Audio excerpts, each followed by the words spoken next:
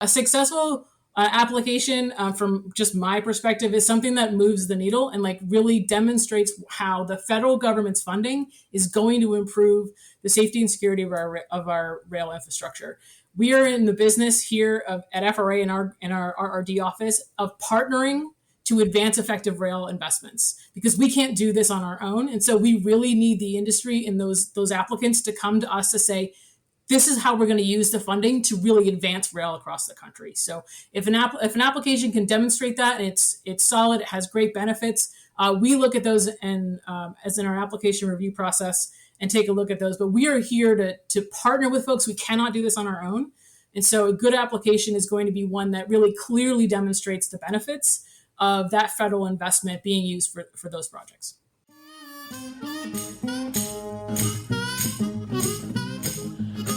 You may know the American Railway Engineering and Maintenance of Way Association, or AREMA, as the, quote, keepers of the manuals. You may know them as the, quote, people behind the largest annual railroad conference in North America. Heck, you may not know about AREMA at all. This podcast is designed, no pun intended, to change your view of who AREMA is and how AREMA has changed the trajectory of many railway careers over its 100-plus year history. Welcome to Platform Chats with your host, Walt Bleser, where he takes a moment to discuss the impacts AREMA has had on the very people who are proud to be called members. Are you ready to roll with AREMA? ARE Corporation is a proud supporter of AREMA and Platform Chats. If you are looking to take your railway structures career to the next level, or simply start it down the right track, please visit us at arecorp.com. Please see our brand new job postings on our careers page or on our LinkedIn page. Hey, everybody, and welcome back to yet another chapter, edition, whatever you want to call it, of Platform Chats episode. I guess we'll go with episode of Platform Chats. I'm your host, Walt Bleser. I cannot believe this is number 38. I was just thinking about this as I was prepping for the day.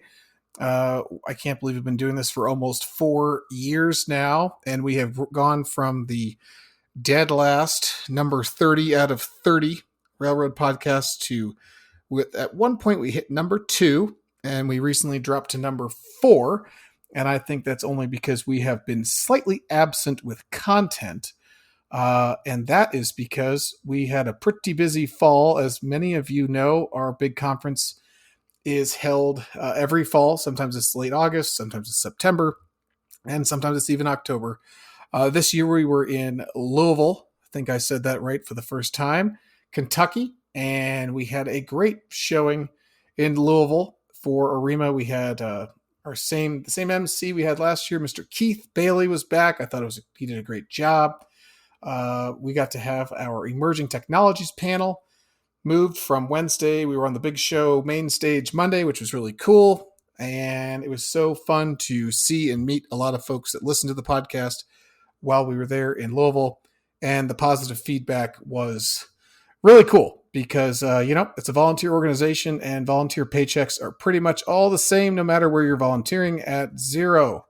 Anyway, we had a request, believe it or not, as a result of the big railway show, AREMA show in Louisville, to interview the FRA as a follow-up to a presentation that was given on Monday morning with Amanda Ciampolillo from the FRA's, not the Gestapo side of the house, if you will, but the side of the house that is helping to move America forward through funding and through assistance and grant programs to short lines as well as railroads across the country that need it. And I'm not going to steal all of her thunder, but unless you've been living under a rock in our industry, the last couple of years, there has been significant funding made available through the FRA CRISI grant program. And believe it or not, we were going to record this earlier in October. And Amanda said, no way, dude. We have got a lot of awards to give out, decisions to be made. I'm sure there was a lot of smoke and scotch and whatever happens in those dark rooms where these decisions are made. And she said, I also want to bring on one of my favorite, I think the term was, coworkers, Miss Karla Maffett, who has unbeknownst to her, a fantastic railroad last name until about 5 minutes ago. So I've got both of them on the show. I apologize for the long intro. I'm really excited about this one because we're going to kind of get into an area that I don't know very well. And I'm just excited to hear what they have to say, not only about the process, the grants, but also I think they might even, if we're lucky, give us a couple tips to those that are listening about maybe next year's awards. Like, hey, how do I get noticed? What am I doing wrong? What am I doing right? What are you guys looking for? That's always nice to know when you're looking or asking for money, especially if you're asking for money in the I don't know, 7 to 8, 9 figure range. So without further ado, they'll each do an introduction as we always do. And we'll start with you, Amanda. How in the world did you get to the position that you are with the FRA? Awesome. Well, first, thanks for having us. Karla and I do talk a lot about this kind of stuff, and it's great to be able to reach a different kind of audience on a podcast. It's also our first podcast, respectively. So big day for us. But yeah, my name's Amanda, and I am FRA's Deputy Director of our Office of Environmental Program Management. And I recognize that's a mouthful, but that is the office that oversees and helps facilitate environmental compliance responsibilities for federal grants. I work on the side of the house that does grant and project delivery, and the environmental and cultural resource component is an important part of that process. But like almost everybody in FRA, probably have a weird origin story. I grew up in upstate New York and went to school because I was going to go to college. That was non-negotiable for my parents. And my mom said, here's the big book of college majors. Pick something you like, and that's how you pick a career. And I liked sports. And so the first management in the first major in the book was sports management. And I decided I was going to go to school and own the Boston Celtics like you do. Very first day of freshman year, went to financial accounting and then went to my intro to management class. And by noon, realized I had made a terrible mistake and needed to switch majors and switch schools. Ended up at a small state school in northern New York as a dual history and education major because I loved history. And so let's do that. My mom was a teacher. And so I was like, oh, I will teach kids. That'll be great. Fast forward to senior year when I was like, wait, I don't actually want to do that. So I graduated with a history degree. And like my mom told me, everything will come if you do something you like. And when I opened the newspapers, because yes, dear listeners, that is what you did in 2001, there were no jobs for historians. So I got a temp job packing boxes and driving forklifts. And one day I was driving to school or driving to work and drove past a bunch of people picketing outside an old building. They were historic preservationists. And I was like, ooh, what is that? And turns out you can go to school for that. And so I went to the University of Vermont, got my master's degree in historic preservation, listless until Hurricane Katrina hit. And FEMA, the Federal Emergency Management Agency, was hiring. And they paid you. It wasn't an unpaid internship. They would pay you. So we started with FEMA, traveled the country chasing disasters, ended up leading their Mid-Atlantic office for environmental and historic preservation compliance. And then needed a change. And I had some folks who had worked at FEMA who had come over to FRA previously. And I'm one of those folks that loves trains. I love trains. I think a long distance Amtrak train smells like adventure. And so I was super excited to come over and take a job at FRA doing railroad stuff. And have been lucky enough to be here in the environmental team. The environmental team has grown dramatically, just like most of our side of FRA. And I'm lucky enough to be the deputy director of our office to try and make things work better, work faster, and move infrastructure funding out the door. So you moved from FEMA to FRA, correct? Correct. Okay. All right. Got it. And yes, with a title like that, you must have a 8-inch long business card to hand people. So it's almost, I like to say my title almost as long as my last name, but it's close. Excellent. All right, Karla, good luck topping that one because I giggled 3 times, I think. Oh, well, only 3 times. Maybe hopefully I can get you to giggle at least 5 times, but we'll see where that goes. So it's always difficult to follow Amanda, but I will do the best that I can. So again, thank you so much for having both of us here. As Amanda alluded to, we could really talk about this for many, many hours, but dear listeners, we will try to keep this within a reasonable time frame. So my name is Karla Maffett. I currently serve as the Deputy Director within the Office of Regional Outreach and Project Delivery, and that is within the Office of Railroad Development at FRA, the Federal Railroad Administration. So Amanda and I are deputies within the larger Office of Railroad Development. And as Amanda mentioned, she is really focused on the environmental portion of our discretionary grants and projects that the FRA either administers or helps out with in the railroad industry. I'm sort of on a different side of the house. I'm on the project management side. And so here at FRA, we have project teams for all of our discretionary grants and all of our projects that we work on. And so we have subject matter experts in project management, environmental analysis, planning, engineering, grants management, you name it, we work with them. And so I work with the project managers, and much like Amanda is trying to help to standardize and make things relatively the same across the board for the environmental side of the house, I'm doing the same thing from the project management and project delivery side of the house. So we both have been in our respective positions for a year and a half or so now, and have been, working to help administer some of the unprecedented amount of funding that FRA has received with the bipartisan infrastructure bill over the last couple of years. It'll actually be 3 years pretty shortly. So we are both in this adventure together, and happy to be part of this. So much like Amanda, I took a little bit of a different path to get to FRA. I like to say that I came by happenstance. I grew up in Maryland, just above Baltimore, and then went down to the DMV, or the DC area, for my undergrad. Majored in business with a concentration in marketing. Much like Amanda, when I got to that sort of like finance, accounting side of business, I was like, ugh, not sure if it's for me, but we'll see how we go with this.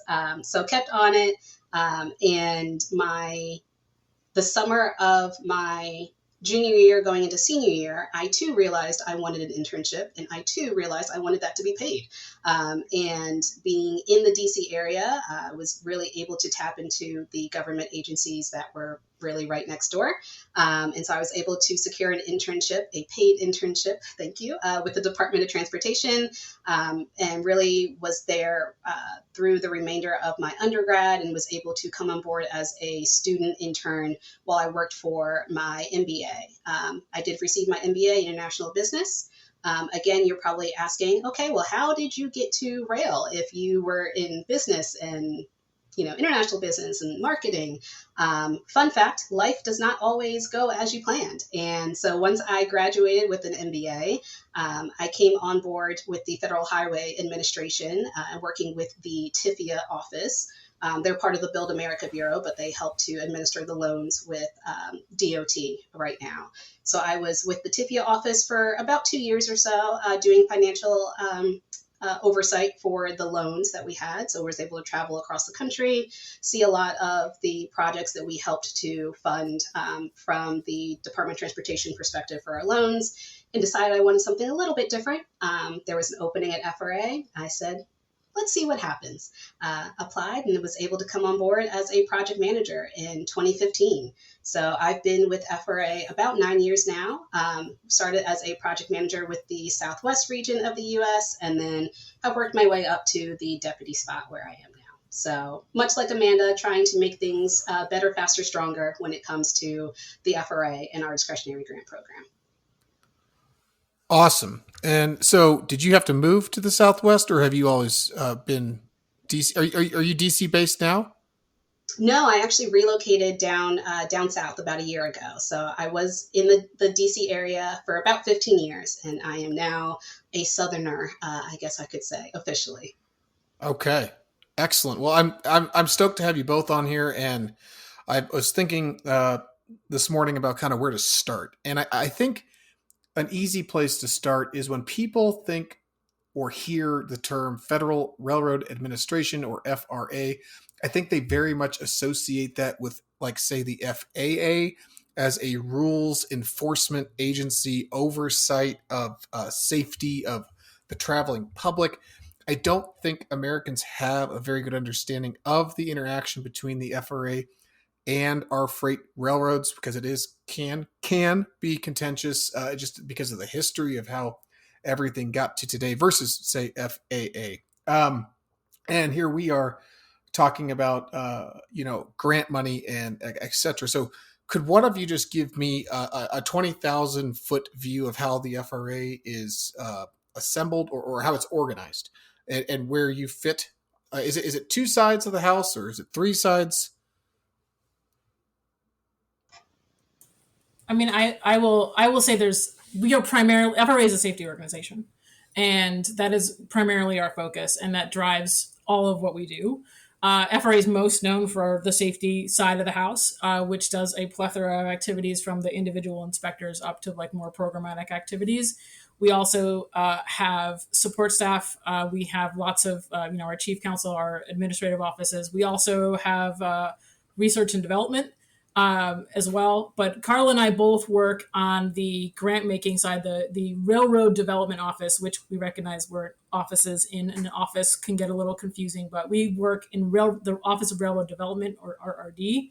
And that is where that's basically FRA's grant making arm.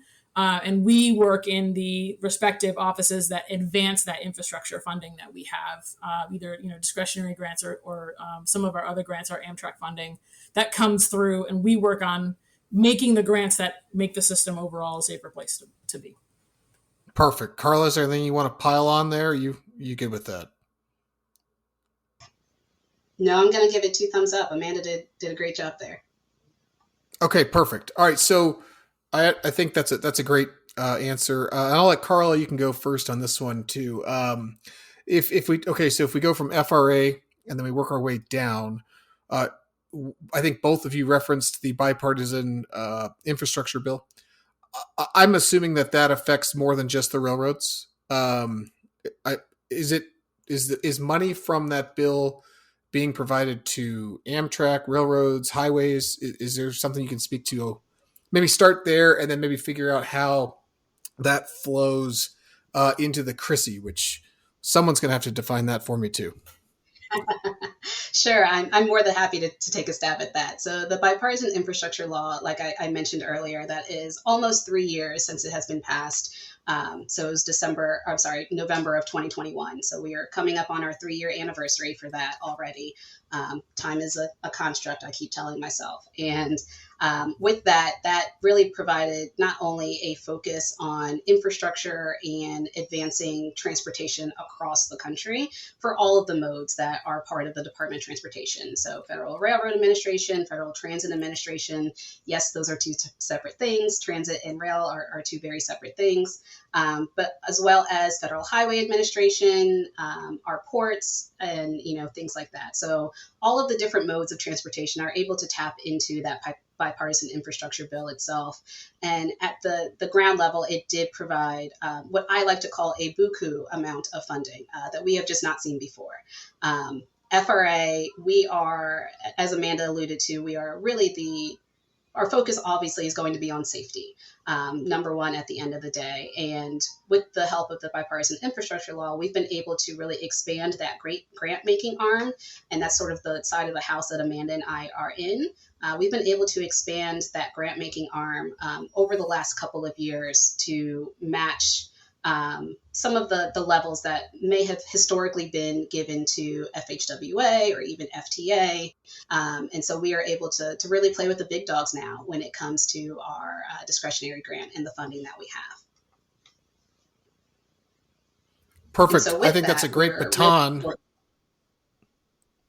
Oh, I'm sorry. I was just thinking that is a great, I did not know that. So I just want to tap in on a couple things before you kept going.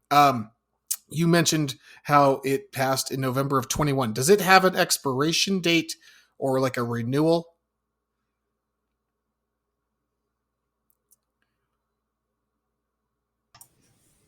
So You- it did give us 5 years of funding so that we have I want to say the number of $66 billion across our grant programs that run from FY22 to FY26.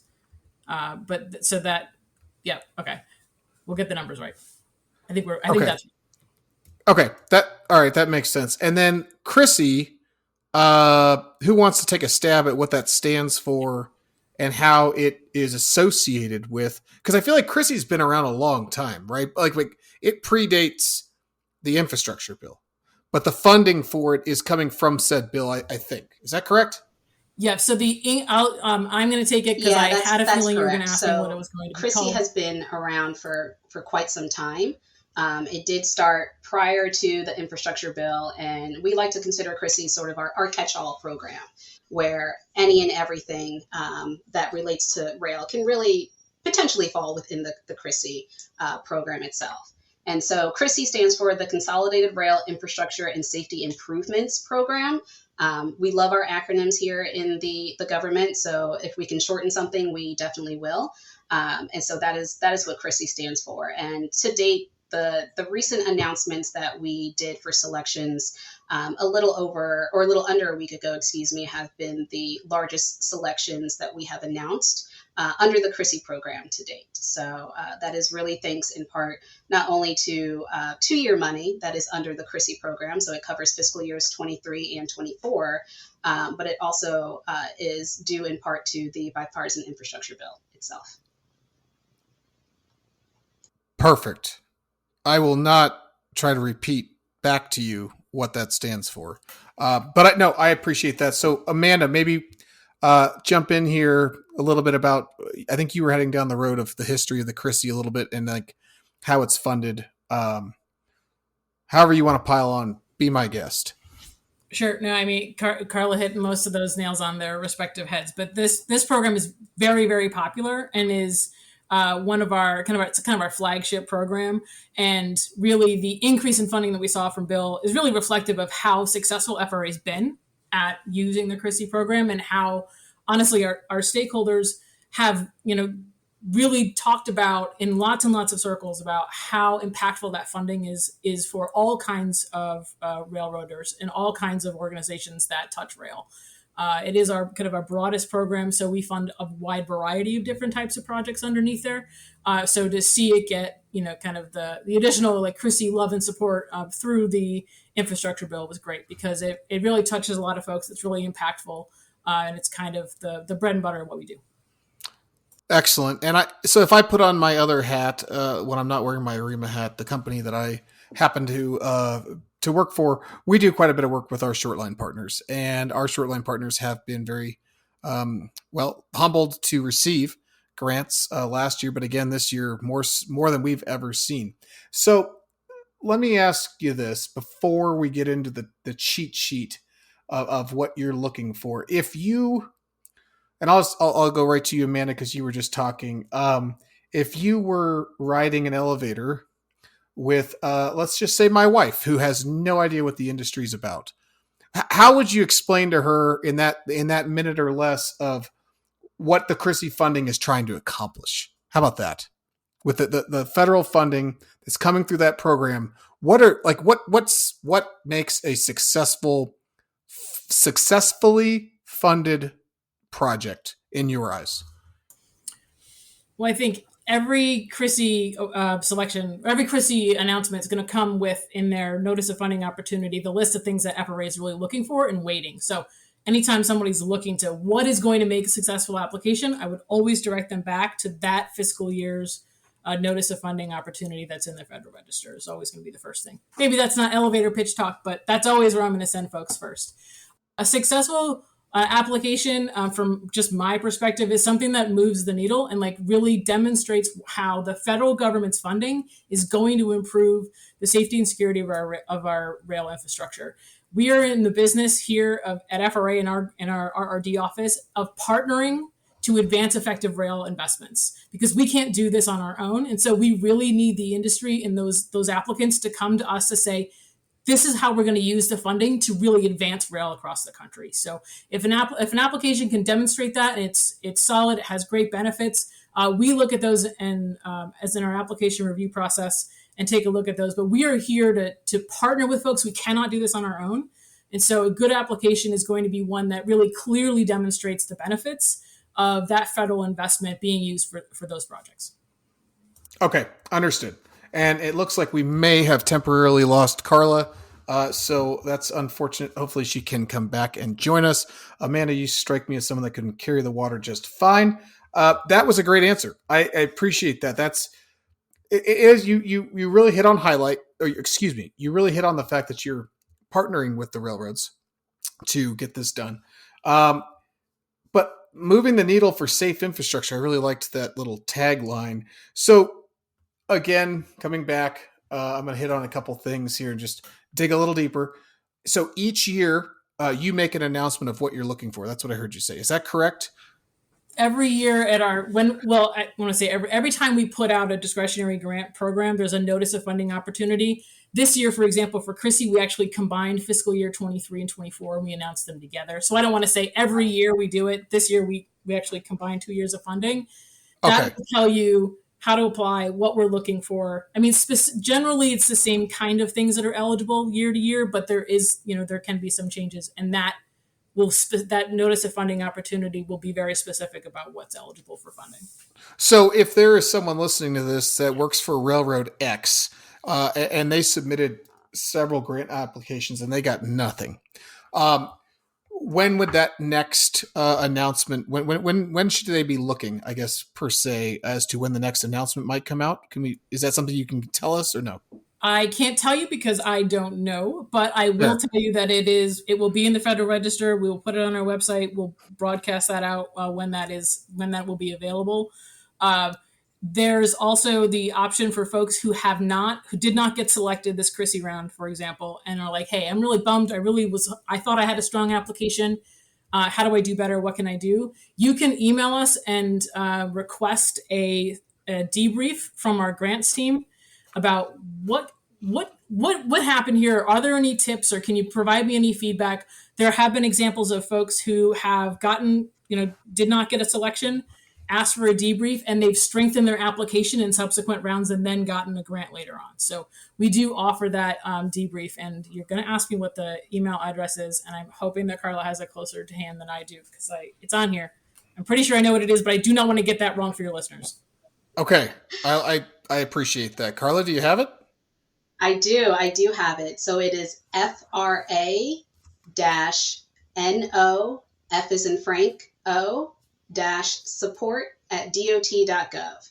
So that would read FRA NOFO support@dot.gov. And that is going to be the same email address that was listed in the most recent notice of funding opportunity that Amanda mentioned is going to be in the Federal Register. So folks can go back to the latest announcement for the CRISI fiscal year 23-24, or even one for a different grant program, and you'll be able to find that email address there. Okay. That's pretty awesome that you guys are willing to sit down with people and debrief. I mean, I don't know, like there's in the certain worlds when you put together a proposal and submit and you lose, well, you'll always wonder why. So with something as big of a funding source as this, to sit down and hear that. So I just think that's really cool. And I think that it provides an opportunity for what you're saying is that you can actually go back with the same, in essence, right, project, is that a good word? But with a strengthened application. And you guys have both seen examples of that. Where is that something you can share with our listeners, or no? So I don't have a specific example, just because I'm not that. I don't have that in the back of my head, I will say. And many other things are in my brain right now, but just not that. But I do know that has happened in the past, even from my time as being a project manager and participating in those debriefs with a respective grantee. They were really able to take our guidance and our support that we gave them through the debrief process to make sure that they were, really being fully transparent and as responsive as possible to the guidelines that were established within the notice of funding opportunity. And so they came back the next year, and we were able to select them because they had a very strong application. And like Amanda, mentioned, we're really looking for applications not only that, move the needle, but also meet the mark of what the appropriate program is. So in this instance, of what CRISI really stands for and the project that we're trying to fund. But also we are looking for projects that are ready to go. And by ready to go, that of course looks different depending on if it's a construction project, if it is a planning project, if it is, what we call a full life cycle. So from planning all the way through to construction, it really will depend on what the scope of the project is. But at the end of the day, we want to make sure that we are selecting projects that are ready to go. Because we at the FRA, back to what Amanda said, we are here to partner with our respective grantees and our recipients, and we want to make sure that we are providing the best assistance we can in that partnership. So, the federal government, believe it or not, we are not here for additional bureaucracy, for additional red tape and hoops to jump through and things like that. We really need the support of the applicants and the potential grantees in order to provide a good application for us to select said good application and work through the project delivery cycle in an effective manner. Yes, you're both with the government and you are here to help. And you've never heard that before. So we appreciate that. So let me ask you this. Let's say we've kind of covered the listeners that are familiar with CRISI somewhat. What if someone's never heard of it? So we've got somebody who is a new owner of a short line railroad or multiple short line railroads. How about just a few examples of, and I would say either recently awarded or even last year or the year before that, like examples of successful projects, whether it's, I can think of, say, upgrading a line to 286 bridges, right? That are maybe not at 286, but they are at 263. Since I'm a bridge guy, I have to give a bridge example. Can you give other, like a 20,000 foot view of a project that might meet the mark or what the FRA might be looking for? I understand your answer is going to be, well, it depends on what the next announcement is going to be, but maybe just give examples in the past. And either way. Sure. I'll give like some ideas on, like, I don't want to say names, but we see a lot of track and tie improvements, and specifically under CRISI, we see a ton of that. Maybe it's upgrading. It can be as simple as upgrading yard track. It can be, track and tie replacement to get to 286. It can be bridge ties. It can be reactivating an old siding or installing a new siding. Those are things we see a lot of. We also, we do a lot of, specifically maybe more focused in our railroad crossing elimination program, but we do grade separation, safety improvements around crossings. We know that interface is something that can be very dangerous and a focus point of trying to improve safety across the country. We do locomotive upgrades to get to cleaner locomotives. We know that is a major driver of decreasing emissions and air pollution.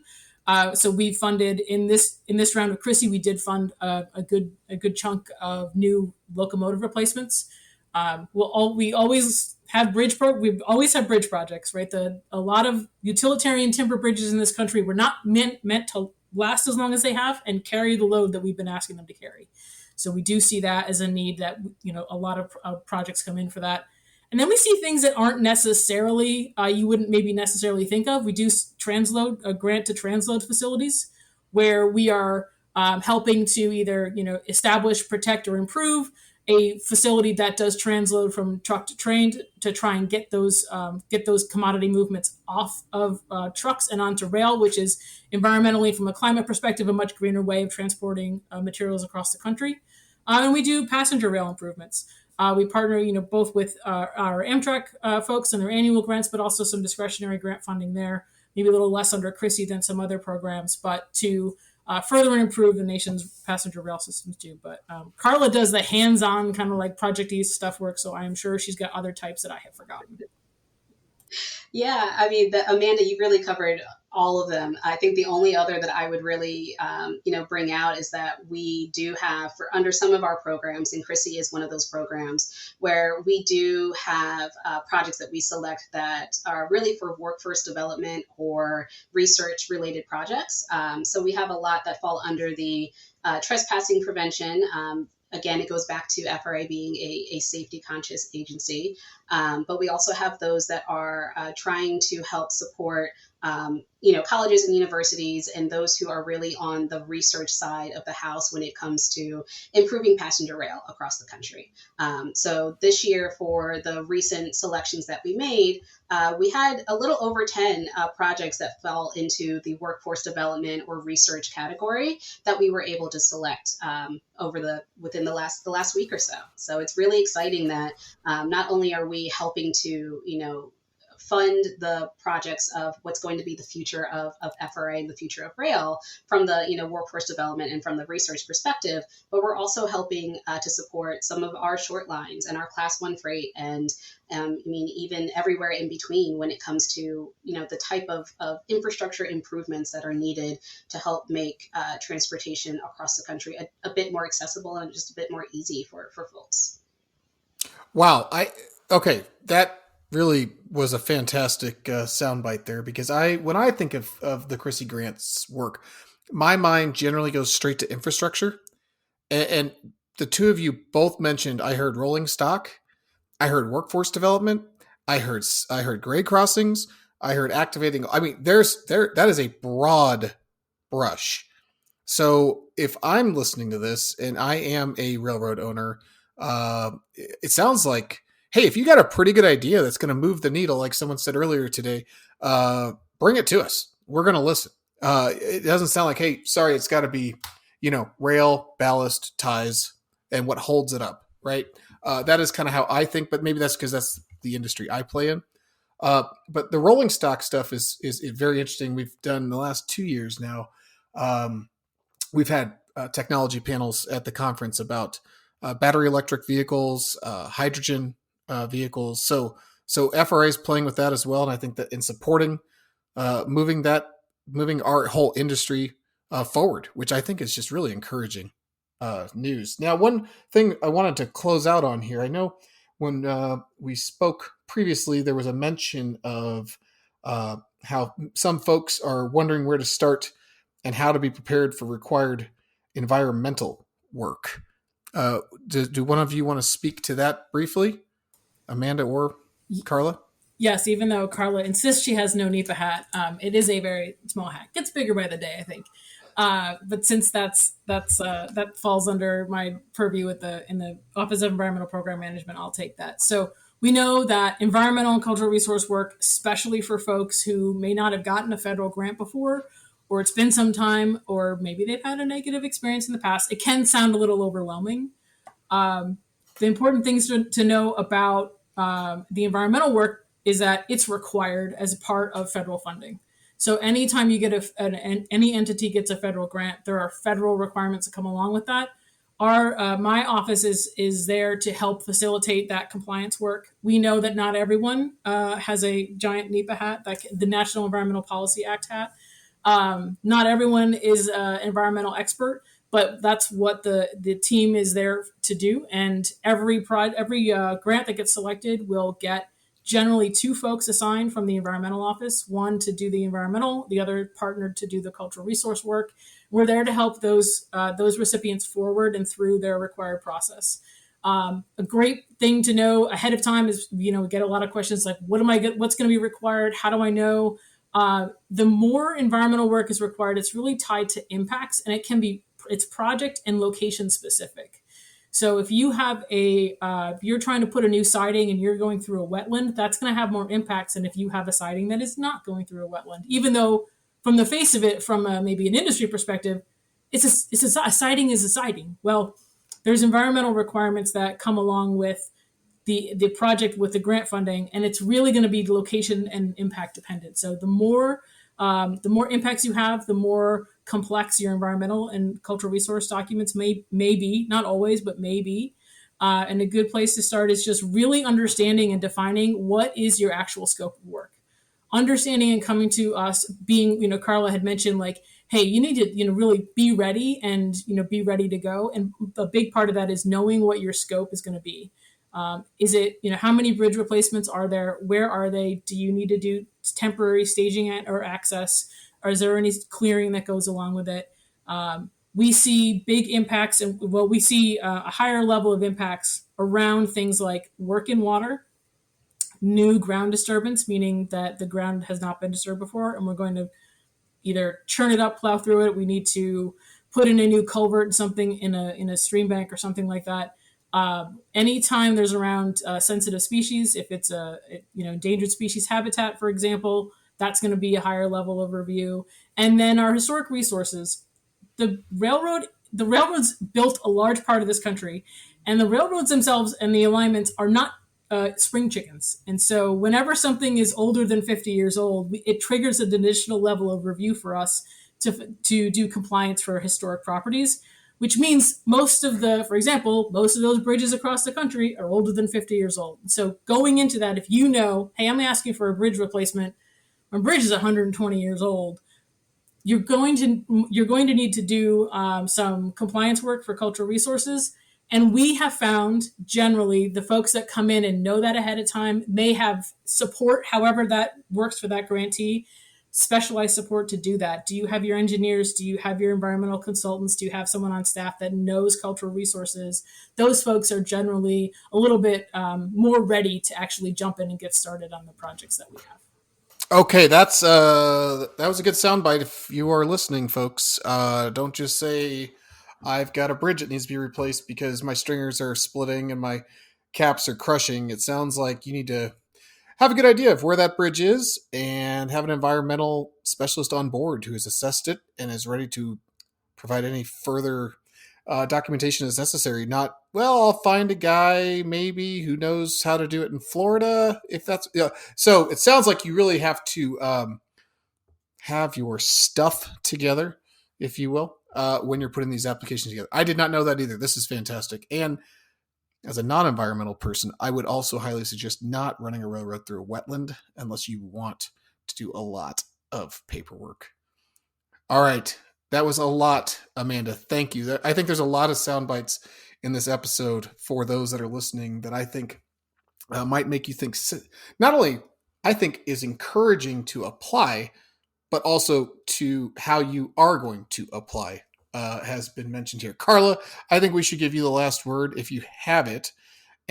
Or I'd like to hear from both of you. Are you ever out and about in the industry? I know, Amanda, we saw you at the ARIMA National Conference. Are you guys, either of you, members of like the Shortline Association? Are you physically out and about amongst us, if you will?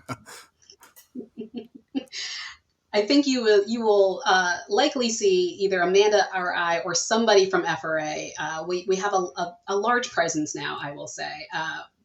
Partially because we have a lot of people on board at FRA now. Over the last couple of years, one due in part to the bipartisan infrastructure law, we've been able to sort of have a reorganization and a rethink of what it means to be part of FRA, but we have exponentially expanded the number of resources we have internally.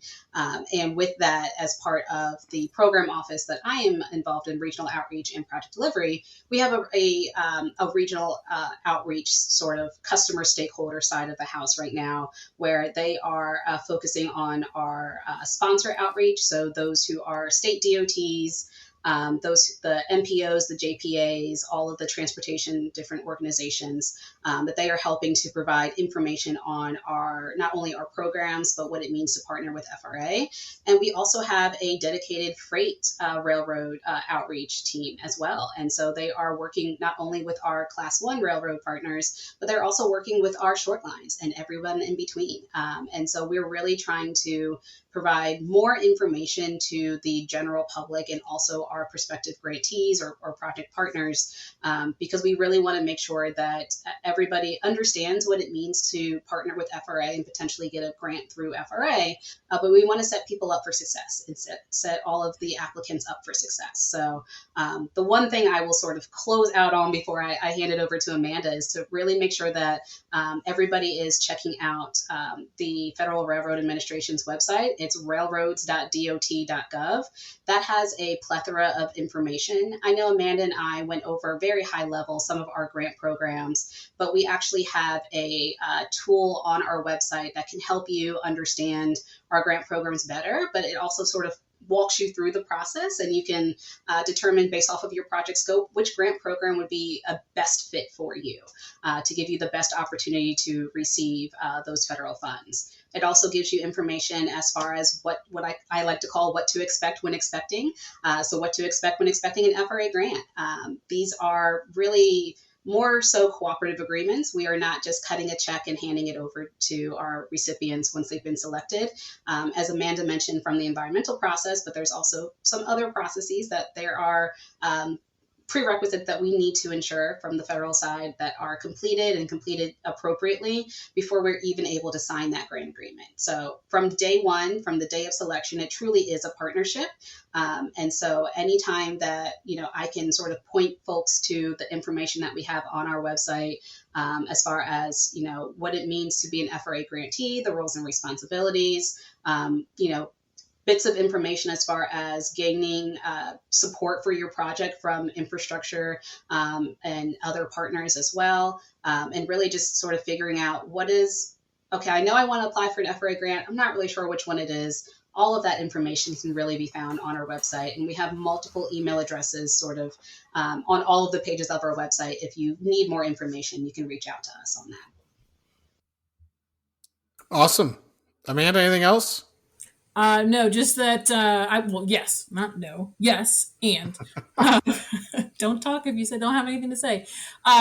I will say that if you have been to the Shortline conferences lately, there were the 2 regional conferences for Shortline. You did see environmental folks or hear environmental folks in both of those meetings.